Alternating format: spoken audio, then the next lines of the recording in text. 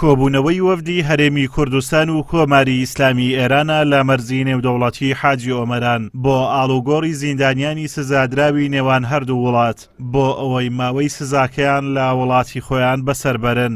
لە نێوان ئێران و هەرێمی کوردستان 20 سزادراوی ئێرانی لە هەرێمی کوردستان ڕادەستی ئێران کرانەوە و 5 سزادراوی کوردیش لە ئێران ڕادەستی هەرێمی کوردستان کرانەوە.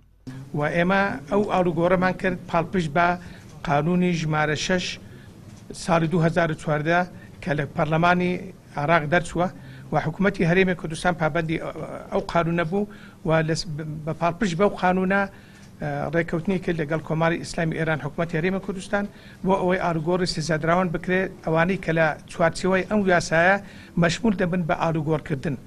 بۆ جاری سێم ئەمڕۆ کۆبوونەوە بۆ ئاڵوگۆڕکردنی 20 سزادراو کە خەڵکی جەمهوری ئیسلامی ئێرانین و لەگەڵ 5 سزادراو خەڵکی هەرێمی کوردستانن. ئەو ئاڵوگۆڕە لە نێوان هەردوو لا کرا بۆ ئەوەی ئەو ماوەیە کە ماوە لە سزاکانیان لە چاکسازیەکانی هەرێمی کوردستان ئەوانی خەڵکی هەرێمی کوردستان و ئەوانی خەڵکی ئێران لە ناو زیندانەکانی ئێران بەسەر ببن. بسم الله الرحمن الرحیم.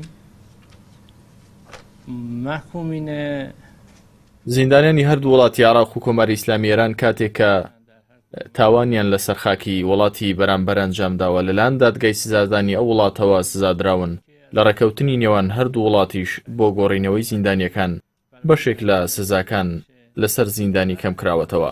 ئەو هاوڵاتیە ئێرانیانەی کە لە دادگاکانی هەولێر و سلێمانی و شوێنەکانی دیکەی عێراق سزادراون لە زیندانەکانی ئێران سزاکان بەسەر دەبن، بەڵام بەشێک لە ماوەی زیندانیکردنەکان بۆ کەم دەکرێتەوە ئەگەر مەرجە دیاریکراوەکانیان تێدا بێت.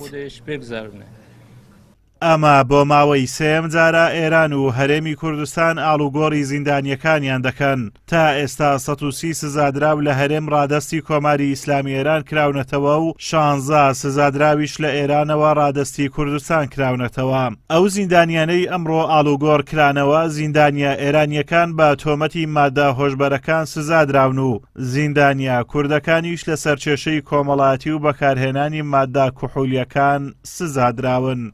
ئازادۆمەراوی کەناڵی ئاسمانی پەیام، مەرزی نێودەوڵەتی حاجی ئۆمەران.